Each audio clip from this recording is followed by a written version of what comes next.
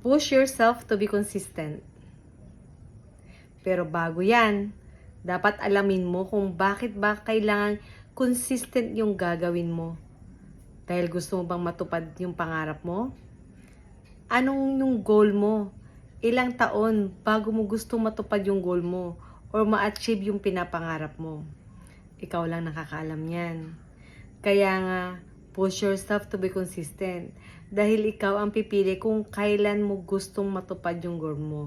Kasi kung hindi ka magpupush, kung hindi mo ipupush yung sarili mo na gumalaw at gawin yung mga bagay na kailangan mong gawin para makuha yung goal mo, stagnant ka dyan. Hindi ka mag-grow. Pero kapag consistent ka na ginagawa mo yung dapat mong gawin, alam mo yung 1%, sobrang laking bagay na yon. Kaya pag consistent na ginagawa mo yung dapat mong gawin, magugulat ka na lang one day, nakuha mo na yung goal mo. At natural na lang na parating yung mga iba pang goal mo. Kaya kung ako sa'yo, push mo yung sarili mo. Walang ibang magpupush niyan, kundi ikaw.